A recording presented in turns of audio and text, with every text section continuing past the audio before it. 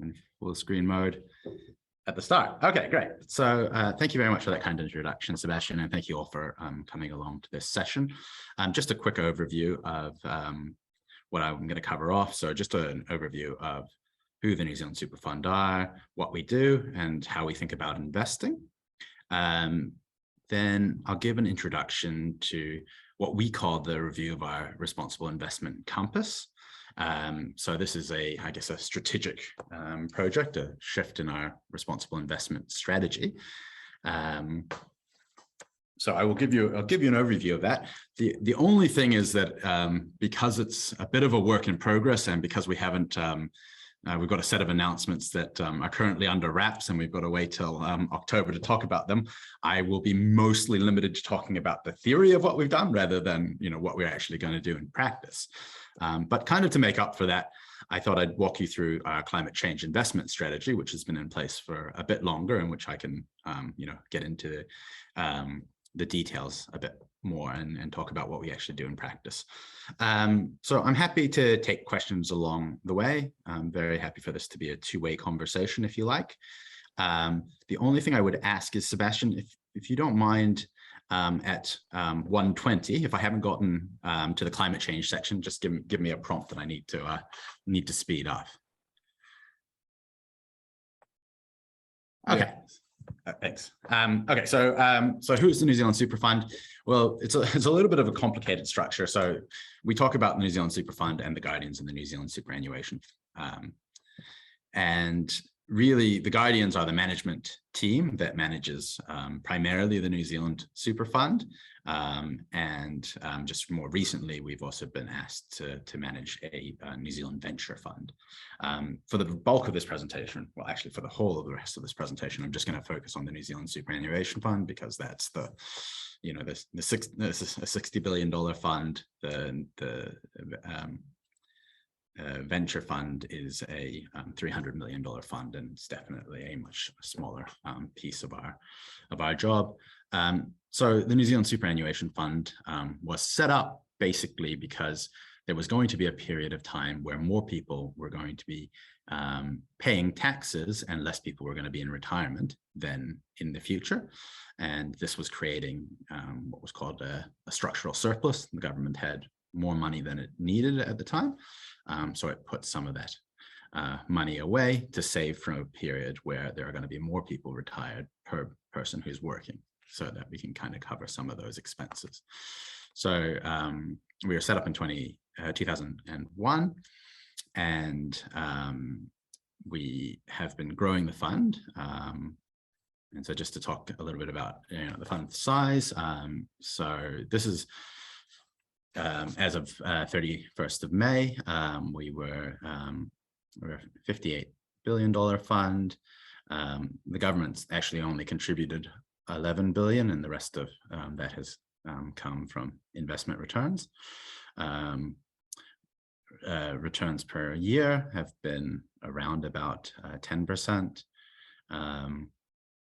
And then I'll talk a little bit more about what the reference portfolio is, but it's one of the ways we compare our performance, and we've managed to outperform our reference portfolio by almost $11 billion.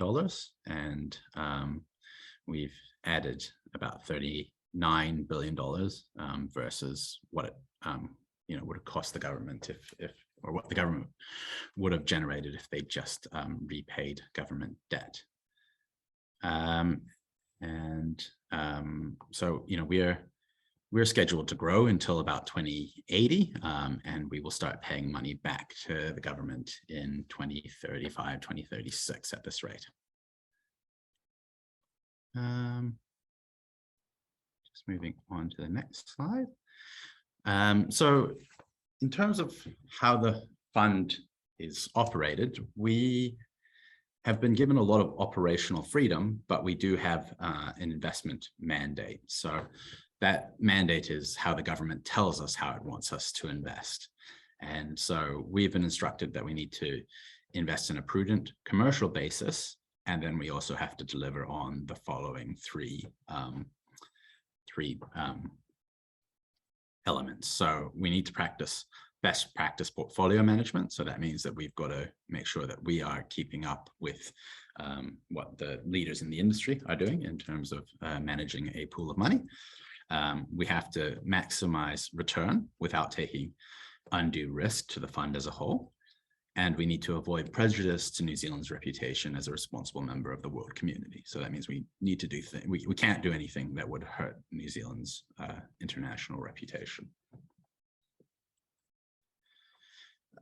So in terms of how we think about investing, you know, as a fund, we have a set of beliefs that we kind of we hold ourselves to. So one of our most important ones is that we think that as a whole, the market's broadly efficient, i.e. there's not a lot of places where you can get a, you know, an excess return without facing some additional risk.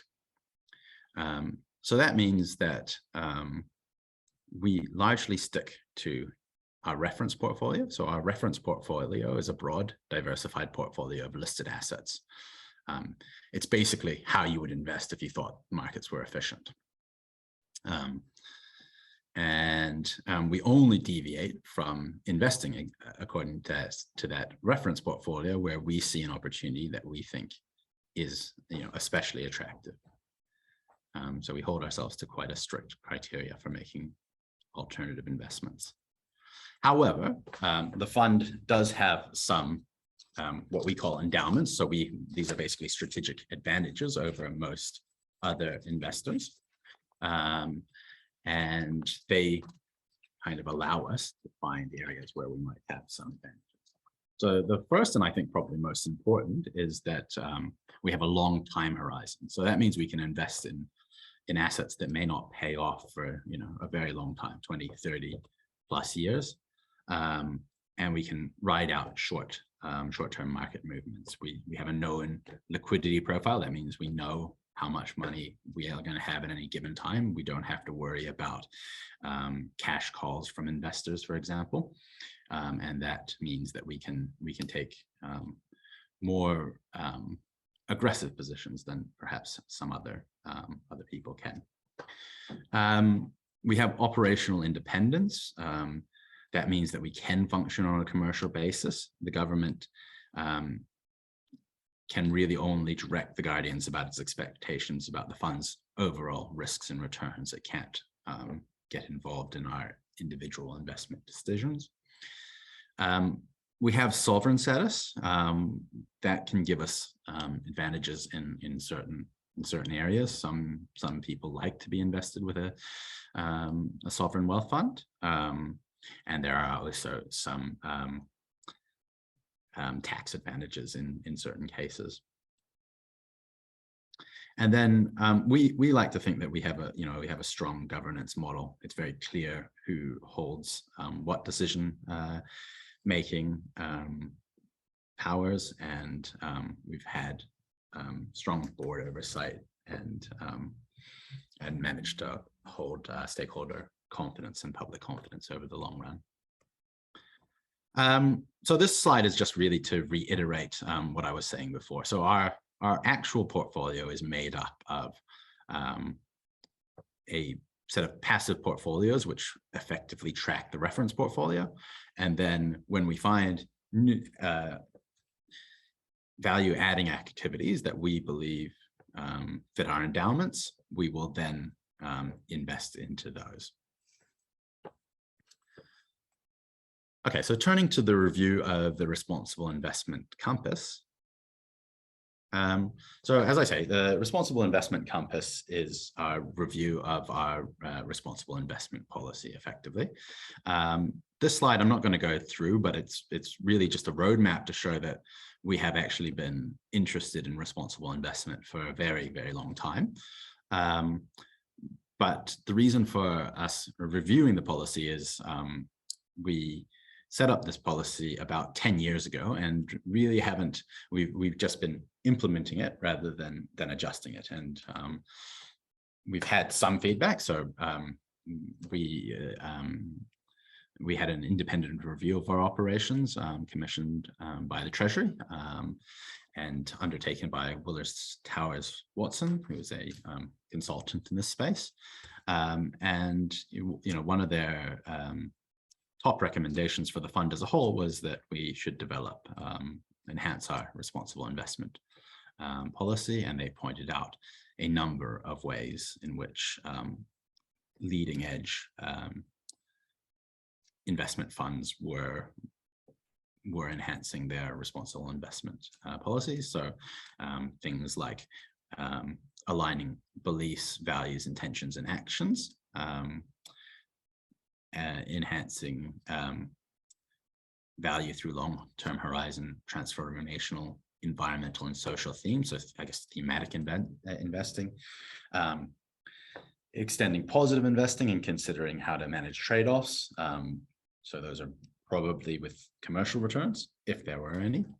And I'm not going to go through the whole lot, but they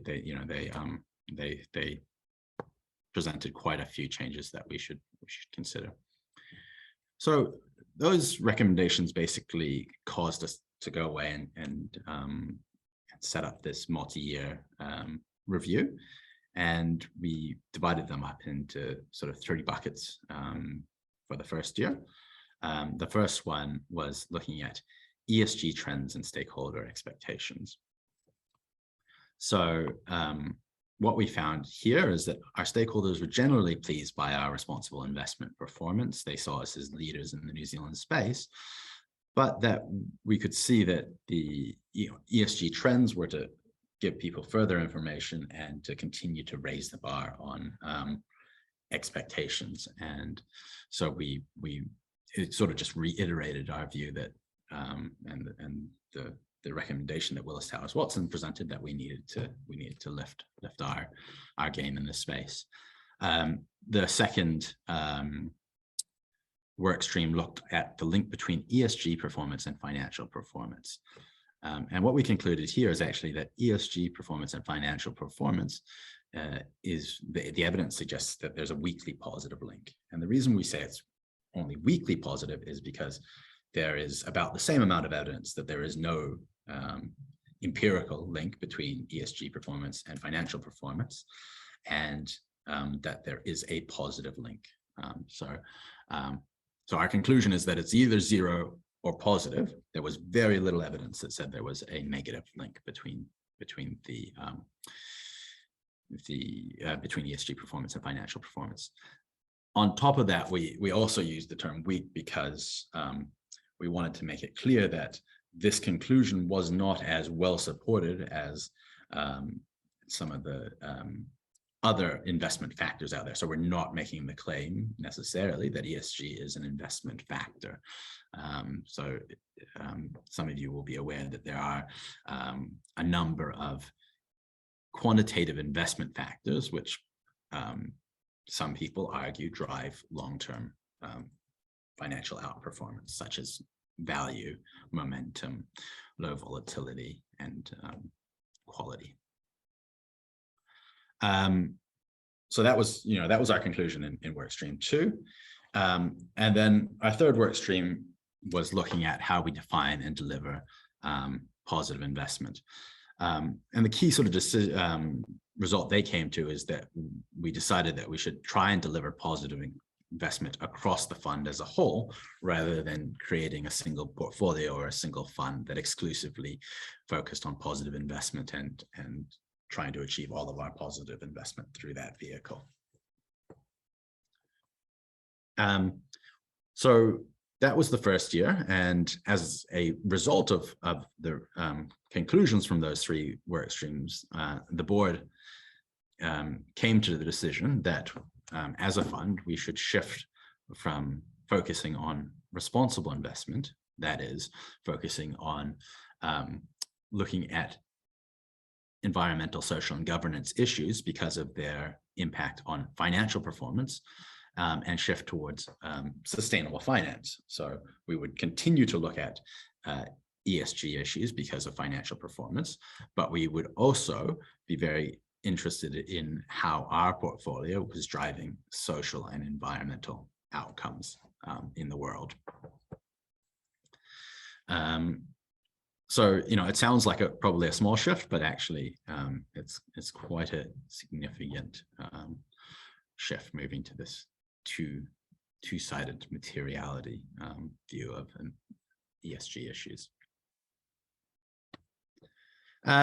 So now we're moving on to the bit where I can't speak as openly about, because it's we've just wrapped up the year 2 work streams and we haven't talked about them publicly yet. But I can tell you the three elements to it. So the first work stream was integrating the shift to sustainable finance into the strategic architecture of the fund. So that means putting it into all the different strategy documents that we have, and then also reflecting it in individual employees' objectives, and then potentially into their bonus payments. The second one looked at enhancing the ESG profile of the fund, and I won't go into detail on it just yet because I'm going to speak about it a little bit more in the next slide. And then the last one was to produce a positive/impact investing plan. So to figure out how we really go about lifting the positive/impact investing that the fund does. So as I say, I'm going to talk a little bit more about the work we did in enhancing the ESG profile of the fund. So basically, as a result of the conclusion that ESG and financial performance had a weekly positive link, the board said, well, look, there's no reason why we shouldn't look to enhance the ESG profile of the fund. In fact, it's very consistent with our new sustainable finance focus. So the work stream was tasked with finding out how to do this, and told to focus first on what we did with our passive equity portfolio, because that's the largest section of our fund, and it's also the easiest to change. So the first question we had to choose was to decide whether to do this through the reference portfolio, through the way that we measure ourselves, or whether to do this on top of the reference portfolio. So sort of the key question here is, should the fund's performance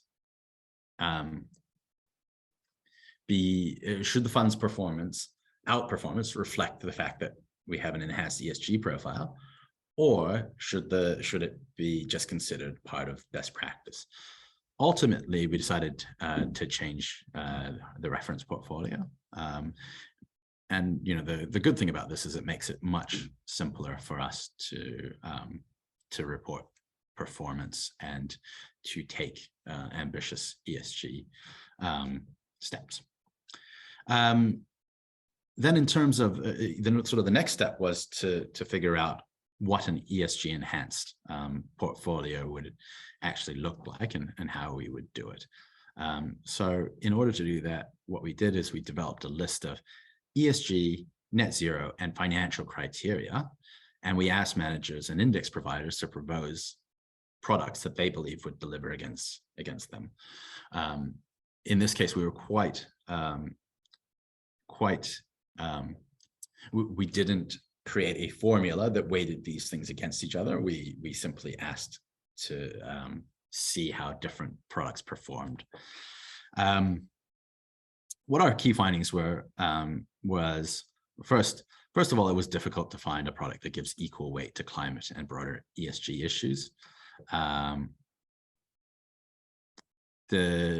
now, it seems like the industry is very much playing catch up and delivering products that hit a single objective. So if you want to enhance ESG, there's a good product for that. If you want to deliver on net zero, there's a good product for that. But there aren't many that combine both of those objectives. That being said, there were some products that did manage, mostly incidentally, to deliver a broad range of improvements on a broad range of measures. And surprisingly, actually, there were lots of products that delivered well against our financial criteria and performed well in the back tests that we ran against them. So that's sort of all I had on the review of the responsible investment compass. I'm happy to pause here for some questions if you'd like, or I can move on to the climate change section, and then we can come back to questions at the end. Hello? Hello, I can hear you. Oh, you can hear me. Okay, thank you.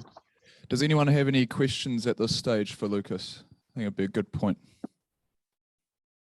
Yeah, Andre. Yes, hi Lucas. How would you explain again the difference between responsible investing and sustainable finance, and what the fund will be doing that's materially different under sustainable finance framework as opposed to previously under its responsible investing framework? Yeah, so I think the key difference is a responsible investment framework says that environmental and social governance issues matter because they are material to the financial performance of the fund. If you ignore those issues, you will get poor financial performance, and that is the sole motivation for looking at them. A sustainable finance approach agrees that these things are important, but it also says, actually, even if they weren't important to financial returns, a fund manager should care about their impacts on society and the environment, independently of their impacts on the financial performance of the portfolio. So in terms of what does that mean in practice? Well, for one thing, it means that we'll be broadening out our approach to reporting. We will be reporting a lot more of our social and environmental impacts. We haven't taken a view on whether ESG is positively or just neutral to financial performance. But even if it was just neutral, we would have a basis for enhancing the ESG profile of the fund under this new approach. Thank you. Any other questions from the class? Oh, I've got one for you, Lucas, and then we can move on. You say that the link between ESG and financial performance is either, well, you say it's weakly positive, right? You've found that mostly it's shown to be positive or no link, right? Not significantly different, or there's a few studies that might find a negative link, right? Yeah. So do you think that's potentially that it's not a factor yet, or that it's not being priced yet, that people aren't looking ahead enough? Like the super fund, your horizon is very long, so you can start thinking about things that might not materialize for a long time, whereas other fund managers might be looking to the next quarter for their bonuses. So any comments on that? Yeah, so look, I mean, whether it's a factor or not will depend on having a longer data set, I think. There are some managers who are now saying that it is a factor. Amundi springs to mind. We are very strict on how, as I said before, that we don't believe there's a lot of inefficiency in markets, so we have a very high bar on what we use before we declare something a factor. In terms of the sort of the long-term versus short-term, it's a good question. I think that certainly was our view on climate change, and I'll talk about that a little bit more in the next section. But in this case, I mean, you can definitely see money transitioning into ESG type funds. So we think for sure in the short term, there's sort of a flight to ESG. There's a sort of a front running that you could benefit from. We're not really interested in capturing that front running credit. We're not here for the short term. We're here for a long time. So there's that's less of interest to us. But right now, we're of the view that there's certainly not enough evidence to think there's a negative factor associated with this, so we're happy to do it. Does that answer your question, Sebastian? I think you can hear me. Yeah, thank you. You can carry on. We'll have some more questions at the end. Awesome. Okay, so turning to our climate change investment strategy. So this is something that we've been doing for a bit longer. And it basically, we set it up because we became more and more convinced that climate risks weren't being priced into the market. And, you know, when you're a long-term investor and you're not seeing climate change risks being priced into the market, the smart thing to do is to try and reduce your exposure to these risks. So, you know, we talked to a bunch of analysts and we asked them how are they, you know, accounting for climate change in their models, and they really weren't. Now, I believe if we redid this exercise in 2021, you know, we would probably have less of a concern. However, I think it's still very early days in terms of properly pricing in climate change. So we did a mini review in 2020 and decided, look, even, you know, we will continue we continue to believe this belief is true. So we introduced a 4-prong climate change investment strategy to deal with this. The first prong was to reduce our exposure to fossil fuel reserves and carbon emissions. You know, we thought, you know, policy responses might mean that companies with high fossil fuel reserves and carbon emissions might suffer losses in the future. So we wanted to hold less of them. Then we decided that we would try and analyze the impacts of climate change in each of our investments. We thought we would engage with, or we decided to engage with companies, both in terms of, you know, talking with them, but also in terms of how we vote. And then finally, we would search for companies that would benefit, that stood to benefit from climate change, either because they had technologies that reduce emissions, or because they are, you know, well placed to benefit from climate adaptation. So, oh, sorry, and then just on the slide, you know, the bottom of the slide, again, you can look at this afterwards, but the main thing is to just show that over time we have managed to significantly reduce our climate carbon intensity and our fossil fuel reserves relative to our benchmark. So I might actually just skip over this slide because it's a little bit technical, but I'll just talk about our carbon footprint more generally. So as a fund, we footprint our carbon, and that's quite a task because we actually have, I think we invest in something like 16,000 products, and each of those has a unique carbon footprint.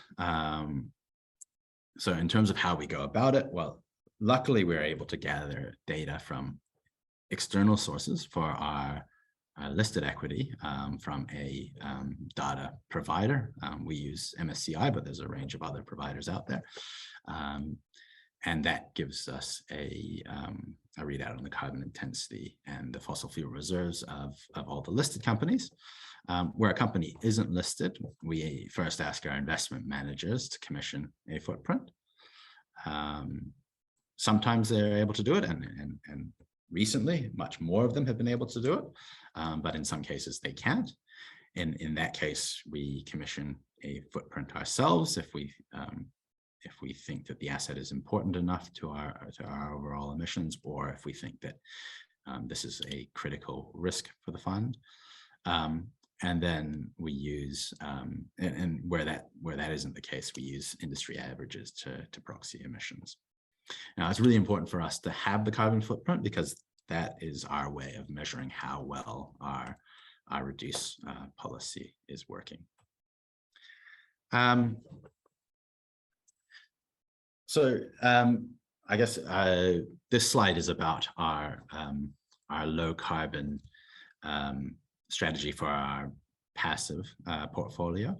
And here we've made a decision that we would reduce the carbon exposure of our fund.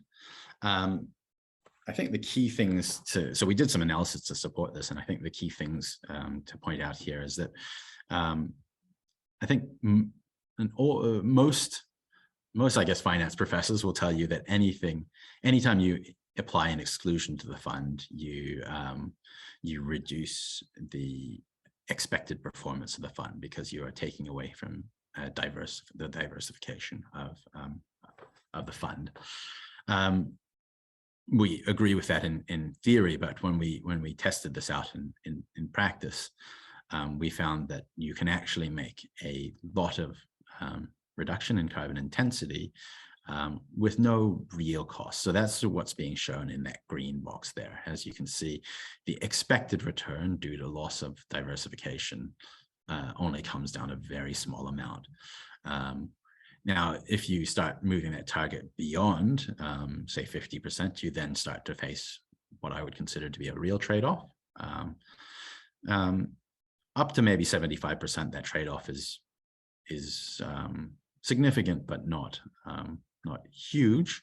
And then after 75%, you start to face some really, really high cost to reducing. So we thought, well, on this basis, we can set an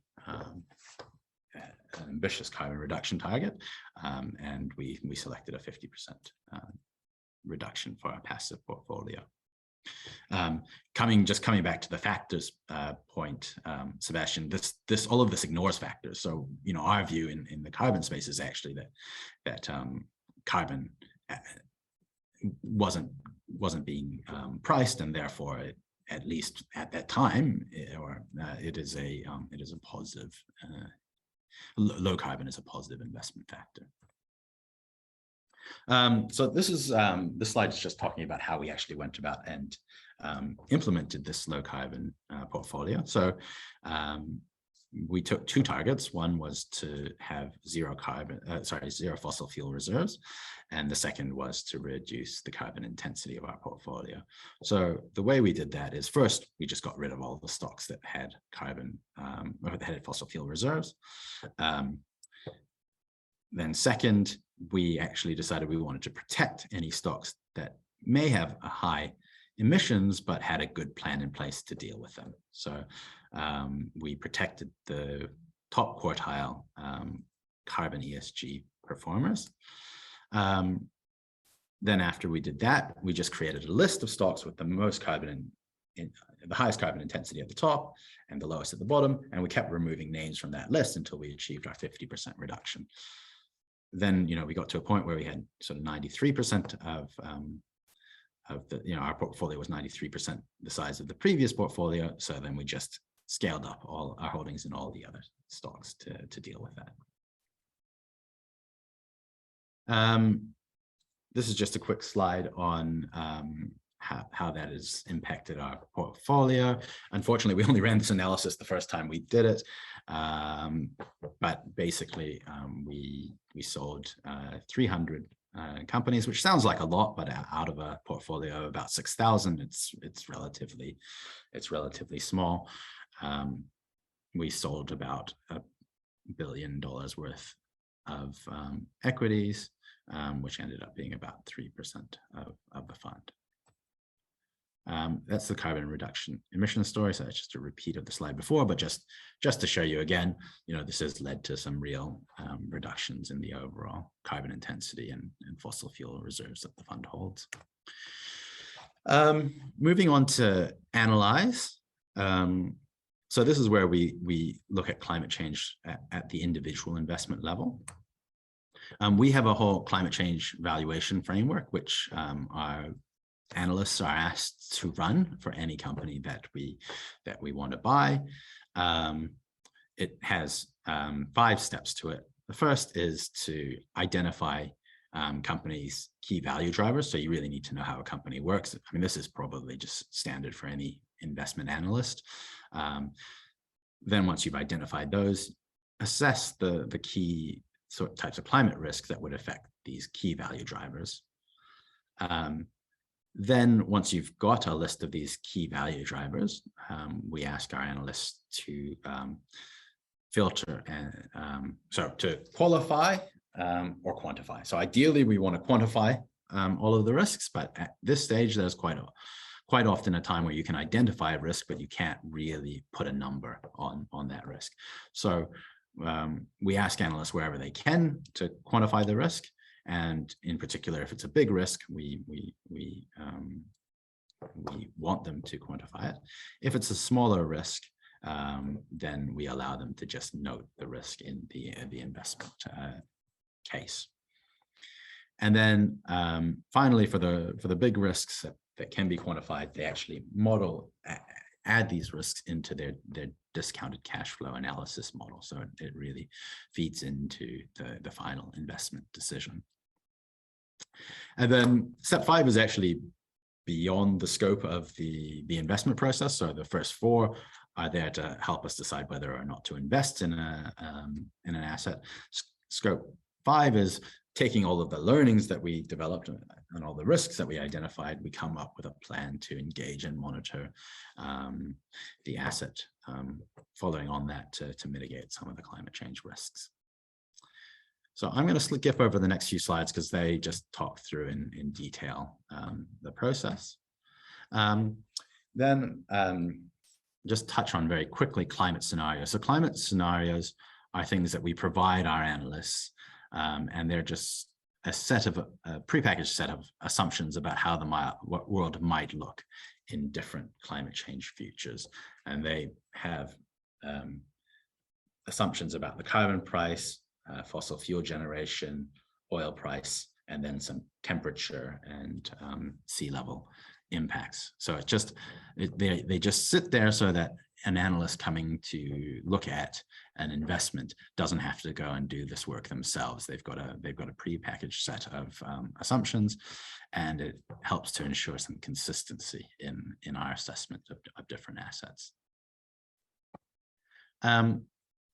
Another step that we've undertaken this year, so it's relatively new, is we've reviewed the risk budgets of all of our opportunities. And so what we do there is we look at the expected information ratio of an opportunity, which is a combination of the previous performance of the opportunity, the previous information ratio, the historic information ratio of the opportunity, and our expectations about future performance of the opportunity. Then we adjust that information ratio based on the alignment of that opportunity with our endowments and beliefs. And then this time around, we've added an ESG component to it. So if we believe in that opportunity, we'll be able to get access to investments with attractive ESG characteristics, we have upweighted that opportunity. And if we believe that on balance, the types of investments we would get in a certain opportunity would have poor ESG characteristics, we have downweighted that opportunity. How am I going for time, Sebastian?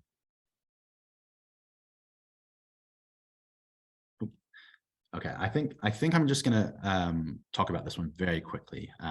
So climate value at risk is a tool that's that a number of providers are starting to offer. Basically, what it does is it takes in a bunch of information about an asset. It applies a prepackaged set of scenarios, kind of like the scenarios that we've developed, and it can tell you the expected loss for an asset that an asset might face under a certain given climate change scenario.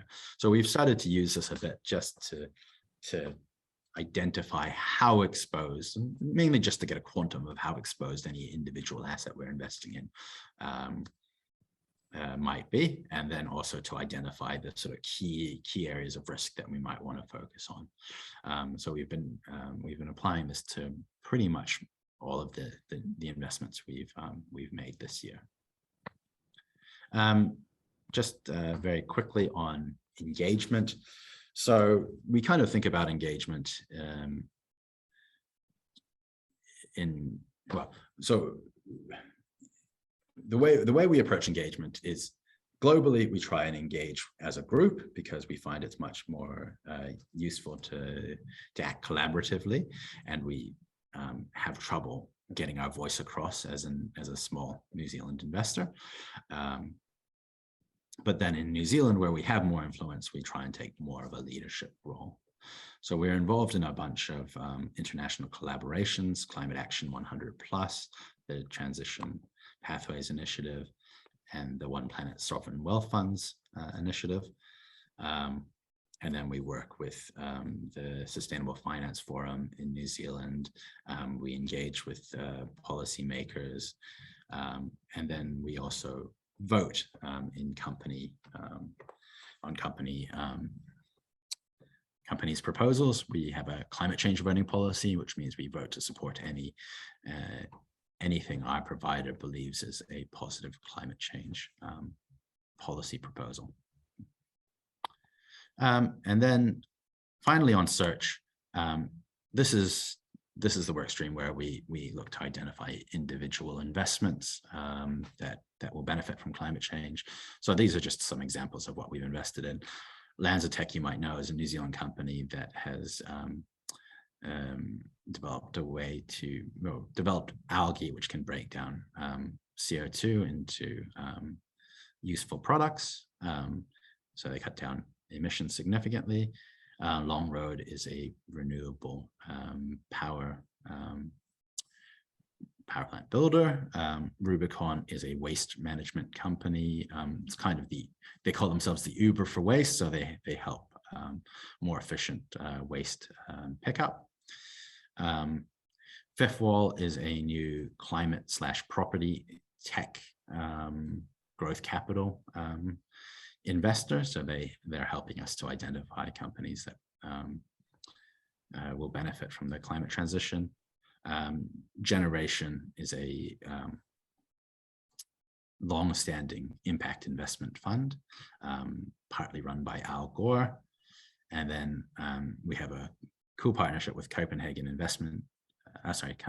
Infrastructure Partners. We've invested in their European Energy Transition Fund, but also they are coming to work with us in New Zealand to try and build some offshore wind. So that's the end of my presentation, but I'm happy to take questions. Thanks a lot, Lucas. Can you hear me now? I can, yeah. Awesome. Anyone got any questions for Lucas, please?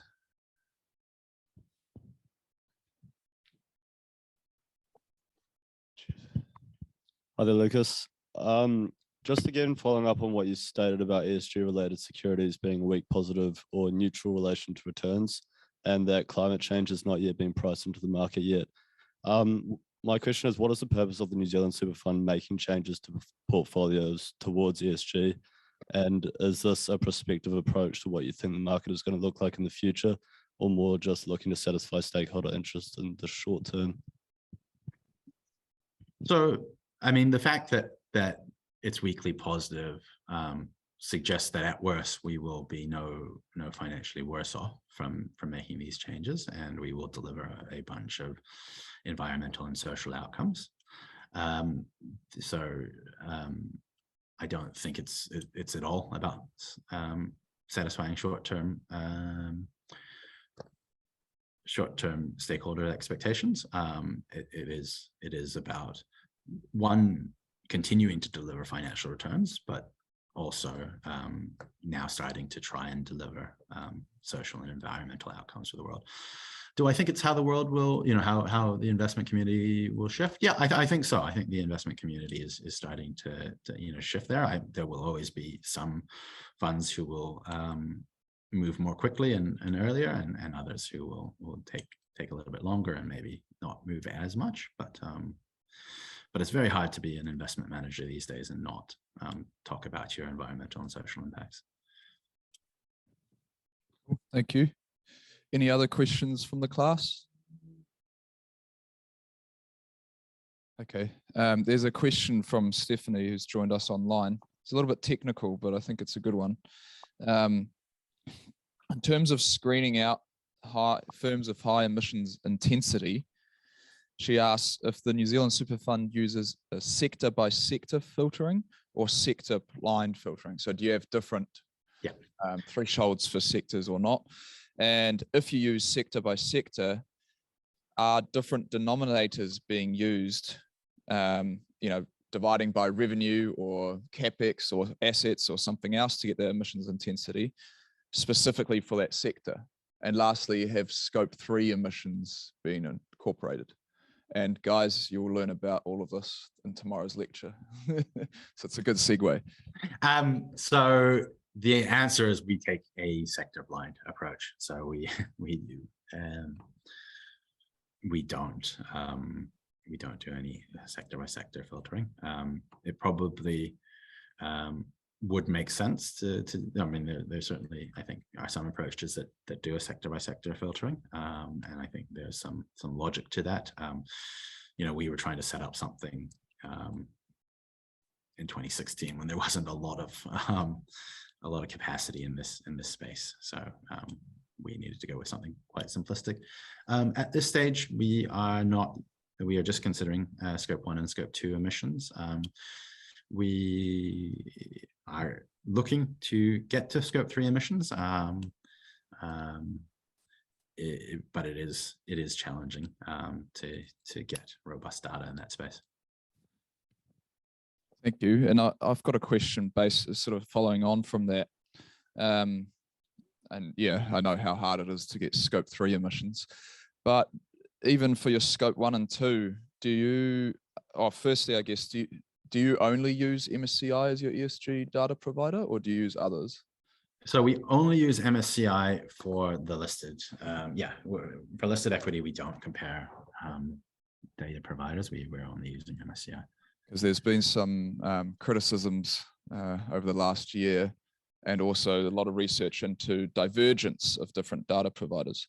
But more sorry. Just on that point, I believe that's more to do with the ESG scores than to do with the carbon data. But if your view is different, I'd be no, that is around ESG scores. So with the emissions, I just had one last question.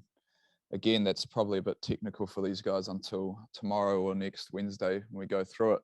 But based on that emissions data, you know, are you aware of how much of the emissions data you get from MSCI is estimated and how much is reported?